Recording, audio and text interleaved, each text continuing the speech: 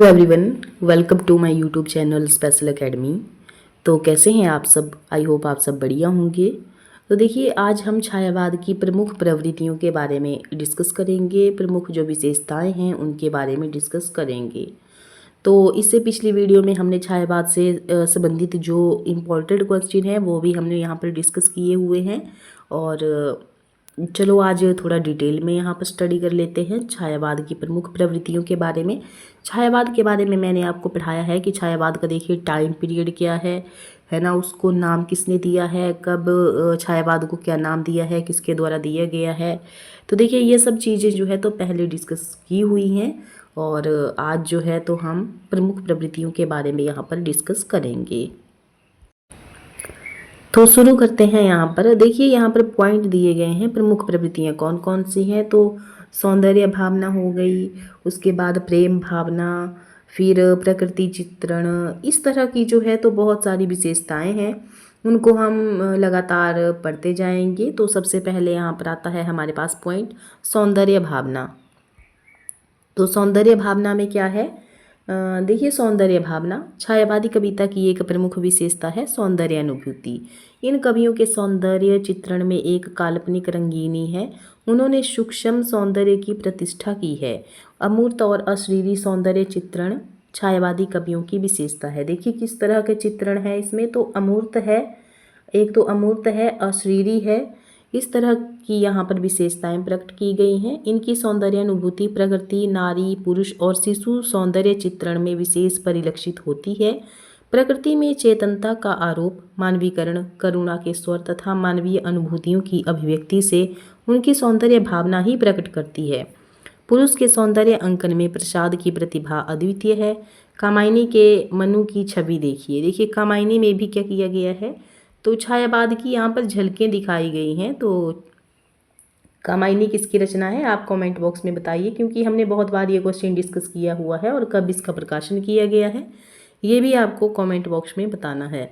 तो कामायनी के मनु की छवि देखिए। तो छवि है यहाँ पर अवयव की दृढ़ मांसपेशियाँ, ऊर्जस्वित था वीर्य अपार, स्फीत शिराएं, स्वस्थ रक्त का होता था जिनमें संचार।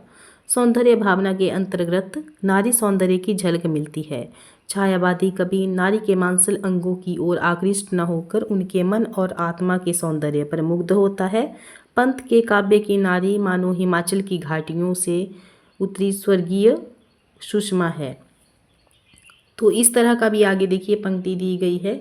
इंद्रधनुषी पट से ढक गात, बाल विद्युत का पाबस लास, हृदय में खिल आता तत्काल, अंध खिले अंगों का मधुमास, तुम्हारी छवि का कर अनुमान, प्रिय प्राणों की प्राण।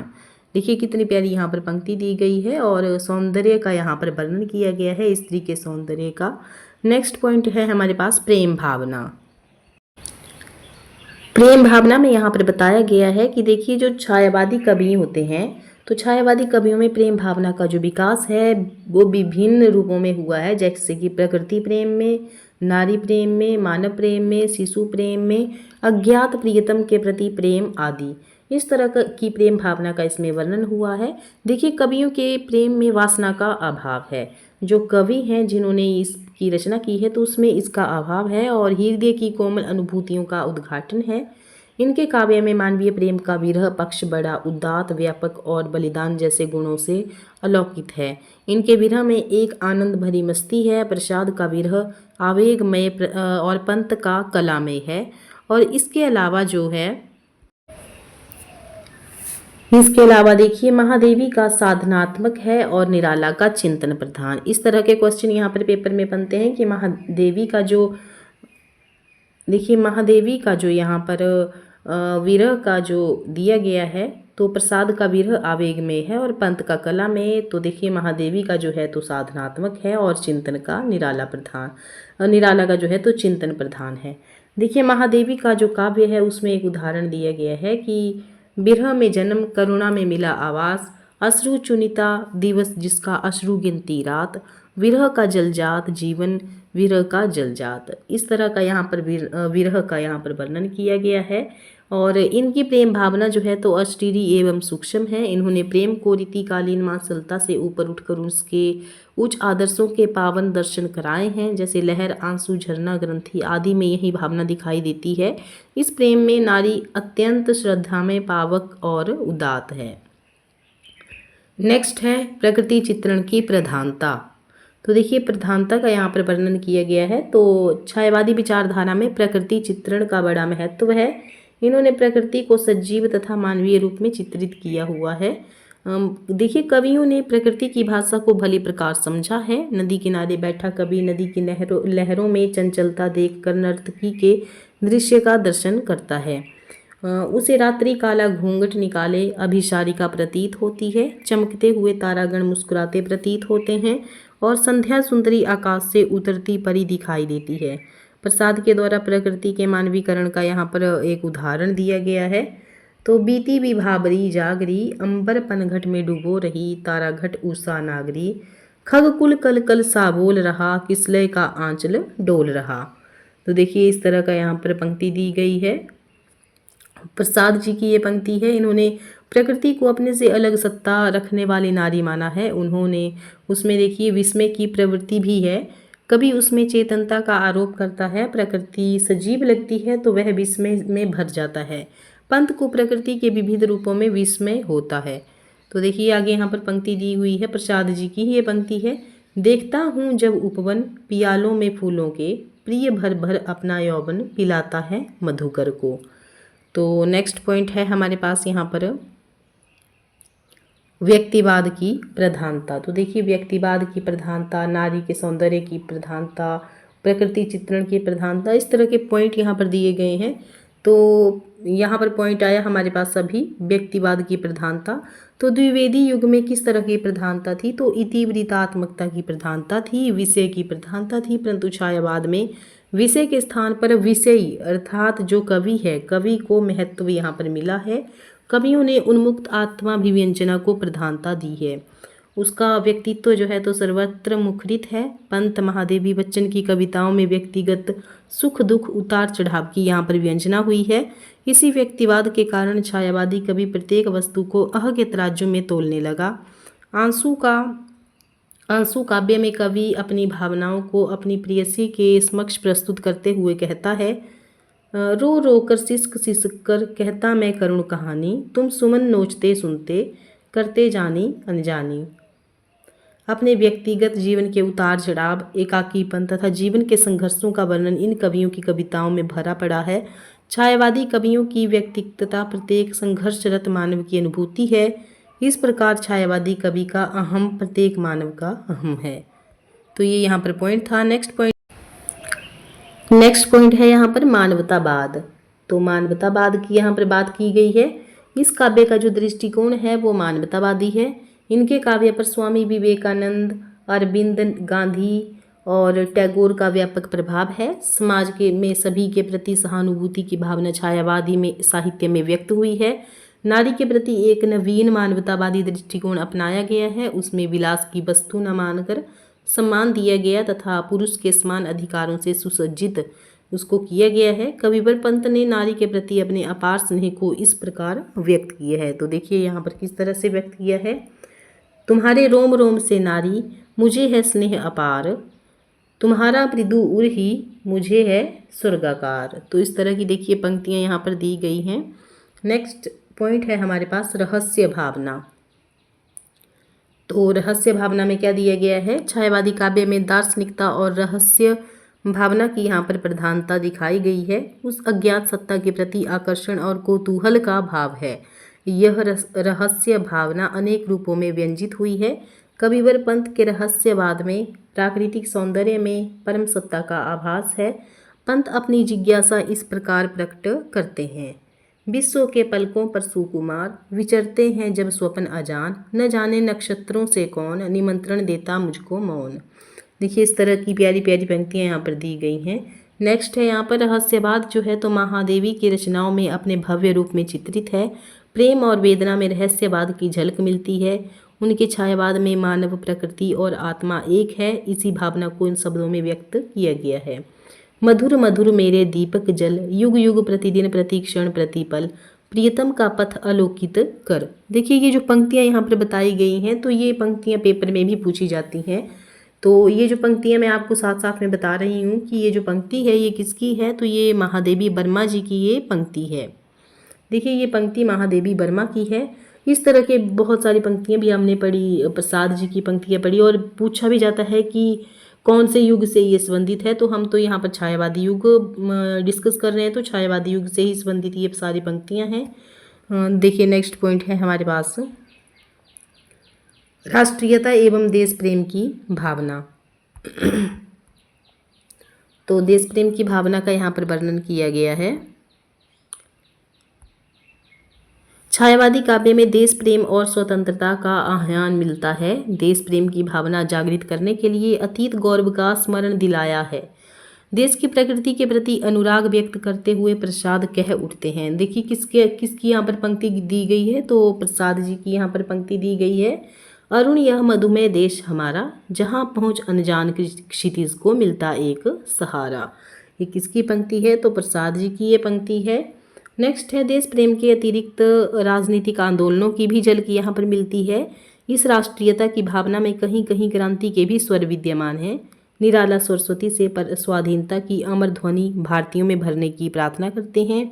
स्वाधीनता आंदोलन को गति देने वाले माखन लाल चतुर्वेदी की पंक्तियां भी यहाँ पर दी गई हैं। मुझे तोड़ लेना वनमाली, उस पथ पर देना तुम फेंक, मातृभूमि पर शीश चढ़ाने जिस पथ जावे वीर अनेक। तो देखिए माखन लाल चतुर्वेदी जी की ये बहुत प्यारी सी पंक्तियां हैं और पेपर में इस तरह से पंक्तियां पूछी भी जाती हैं। तो नेक्स्ट पॉइंट है हमारे पास वेदना और निराशा। वेदना और निराशा, तो छायावादी काव्य में वेदना के अनेक चित्र यहाँ पर मिलते हैं। कहीं यह अनंत वेदना के रूप में है, कहीं करुणा के रूप में, तो कहीं निराशा ये बन जाती है। प्रसाद और महादेवी के काव्य में वेदना सेवा भाव और अध्यात्मवाद से परिणत हो जाती है। छायावादी कवियों की वेदना और निराशा राष्ट्रीय आंदोलनों की असफलता का कारण भी हो सकती है। कहीं कहीं उनकी निराशा व्यक्तिगत सुख दुख का निरूपण न कर ऊपर उठने की प्रवृत्ति है। वेदनात्मक अनुभूति का उदाहरण महादेवी के उद्गारों में देखिए। तो देखिए यहाँ पर भी इसका देखिए महादेवी की जो है तो यहाँ पर पंक्तियां भी दी गई हैं। वेदनात्मक अनुभूति का उदाहरण महादेवी के उद्गारों में देखिए, तो महादेवी की यहाँ पर पंक्तियां दी गई हैं। प्रिय जिसने दुख पाला हो, वर दो यह मेरा आंसू, उसके उर की माला हो, मैं दुख से श्रृंगार करूंगी, मैं दुख से श्रृंगार करूंगी। देखिए इस तरह की पंक्तियां दी गई हैं और बहुत प्यारी पंक्तियां हैं। इसी तरह की जो पंक्तियां हैं वो पेपर में भी पूछी जाती हैं। पेपर में इसी तरह की पंक्तियाँ पूछी जाती हैं। और नेक्स्ट पॉइंट बनता है हमारे पास यहाँ पर मानव मूल्यों में परिवर्तन। तो मानव मूल्यों में क्या क्या परिवर्तन हुआ वो हम यहाँ पर डिस्कस कर रहेंगे। आधुनिक युग में औद्योगिक क्रांति तथा अन्य परिस्थितियों ने हमारे समस्त सांस्कृतिक मूल्यों और मापदंडों में परिवर्तन कर दिया है। छायावाद में थोथी नैतिकता और परंपराओं का घोर विरोध हुआ है।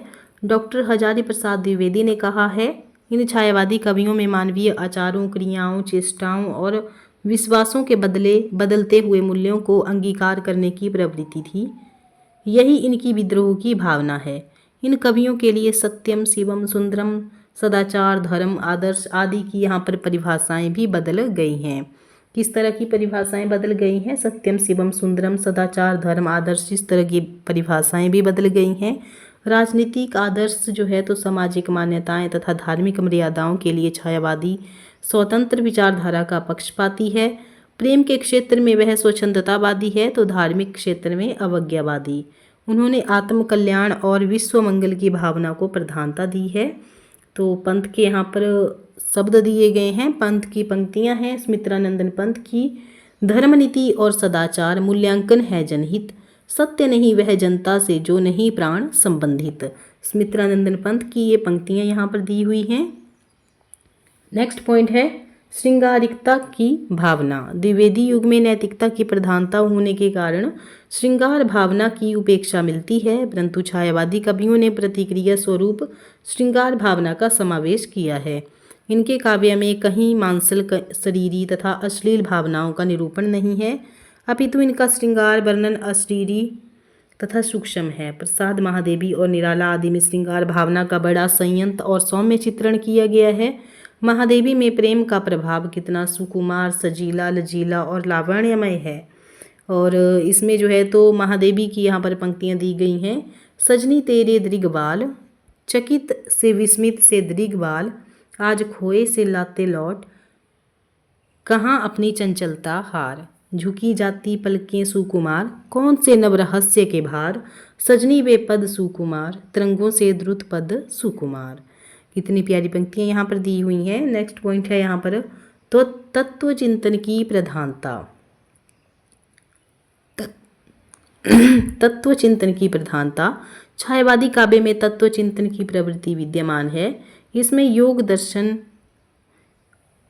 अद्वैत दर्शन, विशिष्टाद्वैत और पुनर्जन्म, आनंदवाद, विश्व मानवतावाद, कर्मफल, सामाजिक यथार्थवाद आदि तत्वों का दार्शनिक चिंतन यहाँ पर मिलता है। प्रसाद, पंत, निराला और महादेवी के काव्य में तत्व चिंतन की प्रधानता यहाँ पर दी गई है। प्रसाद के काव्य में आनंदवाद, महादेवी के काव्य में अद्वैत और सांख्य दर्शन, पंत में जग की नश्वरता और निराला में अद्वैतवाद के दर्शन यहाँ पर होते हैं। देखिए यहाँ से क्वेश्चन भी बन सकते हैं कि प्रसाद के काव्य में किस तरह की प्रधानता है, तो आनंदवाद की। महादेवी के काव्य में कौन सी प्रधानता है, तो अद्वैत और सांख्य दर्शन की। पंत के जो काव्य में है तो उसमें किस तरह की प्रधानता है, तो जग की नश्वरता की। निराला में अद्वैतवाद की यहाँ पर प्रधानता दी हुई है। और निराला का यहाँ पर एक कोटेशन दी हुई है, पासरी रे हीरे की खान, खोजता उसे कहाँ नादान। नेक्स्ट पॉइंट है यहाँ पर गीत और प्रगीत मुक्तक। तो व्यक्तिगत अनुभूतियों की अभिव्यक्ति के कारण छायावाद में गीति काव्य की प्रचुरता मिलती है। छायावादी चित्रण वास्तव में प्रेम, सौंदर्य और यौवन का कवि है। उसकी भावनाओं में प्रेम, सौंदर्य और यौवन का चित्रण है। उसकी भावनाओं में प्रकटीकरण के लिए गीति शैली ही उपयुक्त थी। इनके गीतों में संक्षिप्तता है, संगीतात्मकता है और ये गेय हैं, गाने योग्य हैं और स्वच्छंद शैली पर रचित हैं। प्रगति मुक्तकों में स्वतंत्र छंद और लय विद्यमान है किंतु योग्यता नहीं, लेकिन क्या है, गेयता नहीं है। इनमें मुक्तक छंद का प्रयोग अधिक हुआ है। छायावादी कवियों में प्रसाद, पंत, निराला और महादेवी वर्मा के गीत अत्यंत प्रभाव उत्पादक हैं। देखिए ये 4 कवि मैंने आपको बताए थे छायावादी काव्य के, तो इनको जो है तो छायावाद के 4 स्तंभों के रूप में भी जाना जाता है। नेक्स्ट पॉइंट है प्रतीकात्मक शैली। तो प्रतीकात्मक शैली में क्या बताया गया है कि छायावादी कवियों ने प्रतीकात्मक शैली का प्रयोग किया है। इन्होंने अपने काव्य में विविध प्रतीकों का प्रयोग किया है। अधिकतर प्रतीक जो हैं तो प्रकृति से लिए गए हैं। उदाहरण के लिए फूल, सुख के शूल, दुख के अर्थ में उषा, प्रसन्नता के लिए संध्या, उदासी के अर्थ में पतझड़ जो है तो नीरस जीवन के अर्थ में प्रयुक्त हुआ है। इन्होंने प्रतीकों के माध्यम से अपनी सूक्ष्म भावनाओं की अभिव्यक्ति की है। महादेवी के काव्य में प्रतीक योजना का बाहुल्य है। दीपक और पुष्प उनके प्रिय और बहुप्रिय तक प्रयुक्त प्रतीक हैं। उनकी वेदनानुभूति प्रतीकों के माध्यम से ही प्रकट हुई है। वे वेदनापूर्ण जीवन की अभिव्यक्ति इस प्रकार करते हैं, विरह का जलजात जीवन, विरह का जलजात। नेक्स्ट है यहाँ पर पॉइंट अलंकार योजना। तो कौन कौन से अलंकारों का यहाँ पर प्रयोग किया गया है, तो देखिए अलंकार योजना की दृष्टि से जो है तो छायावादी काव्य उत्कृष्ट है। प्राचीन अलंकारों के अतिरिक्त अंग्रेजी साहित्य के मानवीकरण, विरोध, चमत्कार, विशेषण, विपर्य नामक अलंकारों का प्रयोग भी किया गया है। प्रकृति को सजीव और सप्राण मानकर मानवीय भावनाओं का आरोप मानवीकरण अलंकार है। इसके माध्यम से पंत, प्रसाद, महादेवी और निराला ने प्रकृति के सुंदर, सजीव और गतिशील चित्र प्रस्तुत किए हैं। वसंत रजनी का एक सुंदरी के रूप में मानवीकरण कितना मोहक है। महादेवी के शब्दों में यहाँ पर बताया गया है कि धीरे धीरे उत्तर क्षितिज से आप संत रजनी, धीरे धीरे उत्तर क्षितिज से आप संत रजनी। विशेषण विपर्य का भी बहुल प्रयोग इन कवियों ने किया है प्रसाद जी के अनुसार। तो देखिए प्रसाद की यहाँ पर कोटेशन दी गई है, अभिलाषाओं की करवट, फिर सुप्त व्यथा की जगना। नेक्स्ट है यहाँ पर भाषा माधुर्य। तो किस तरह की भाषा का प्रयोग किया गया है, तो छायावादी कवियों ने खड़ी बोली को अद्भुत शक्तिमता, कमनीयता, कोमलता, सुकुमारता और भाव प्रवणता प्रदान की है। इन्होंने भाषा के नीरस रूप को मृदुल और मिश्रीण रूप दिया है। पंत छायावादी का भाषा के कुशल शिल्पी हैं। भाषा का बड़ा सचेत प्रयोग उनमें मिलता है। शब्दों के विभिन्न रंगों को पहचान कर यथोचित प्रयोग उन्होंने किया है।